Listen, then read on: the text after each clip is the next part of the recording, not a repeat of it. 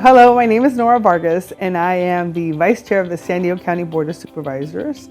I have the honor and the pleasure of representing District 1, which is in the southern portion of the County of San Diego.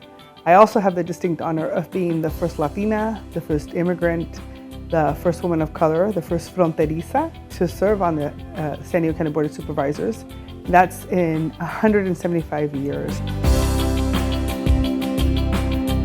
I was very lucky to be born into a family where we were taught to be strong, to be bold, and to be, to fight for whatever we want it to be, right? And so I was very lucky in that sense that from the day I was born, it was expected of me to do good. Being strong means that you persevere and that you are going to do what's right, not just for you, but for the greater good. And I think those are the values that my parents instilled in me. And never in my wildest dreams would I've ever thought that I would have become the first Latina supervisor for the County of San Diego and to represent our community, our binational community. I would have never thought about that, although I was 9 years old when I told my mom that I was going to be a congresswoman.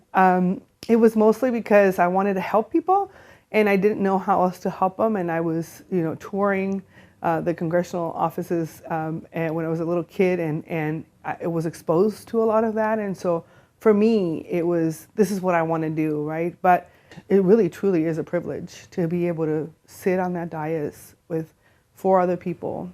And if you look around the room, most people don't look like me. And the fact that little girls and little boys in this district get to see somebody like me asking tough questions and making sure that our communities are represented, but also have the respect that they deserve so that our communities are not just surviving, but also thriving is really, really important. And so as I navigate this new role, I tell people that I'm still learning how to own my power, right? Because in our communities, we are taught to be very humble. And I think it's really important to also, at the same time, you can be humble and you can be kind, but you have to assert that power. And I think that's where the strong and the bold of being, a leader really comes in. And I think that's the power of really being able to be a transformational leader and an authentic leader. I grew up with having access and opportunities, right, to be able to know in my heart that I could do the work that I do every day, which is 25 years of breaking down barriers so that my community can have better opportunities. That's a privilege.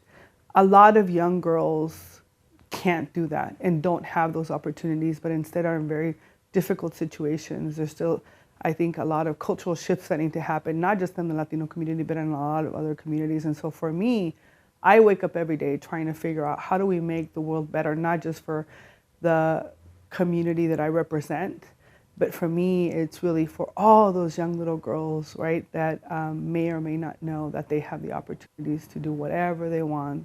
I'm hopeful about the future. I want it to be easier for them. I don't want it to be so difficult for them. Nobody can do this work alone. We have to do it together. And if we're gonna shift the paradigm in this country to ensure that you don't have any more first, but this is the norm, we're gonna have to do it together. And I think the work that Girls Incorporated does in making sure that you're reaching out to those girls that really need it and that they're being exposed to leaders and opportunities that otherwise they would have never even had an opportunity to meet some of these folks. That's how the dream starts. And I always love the strong, bold, component of it, because I just thought, in so many of our communities, that's not what's encouraged. And so the fact that Girls Incorporated and women are modeling this for them, it's so powerful, particularly in communities of color, where traditionally that's not what we've expected from our young girls.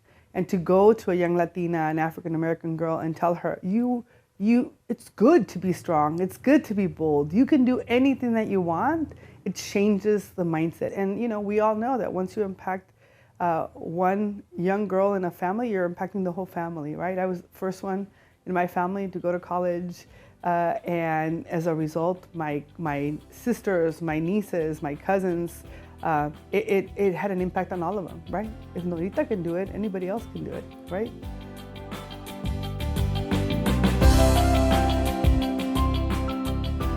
So I just want to say thank you to Girls Incorporated, to their board of directors, to all of the little girls who are part of this organization, and to everyone who invests in Girls Incorporated.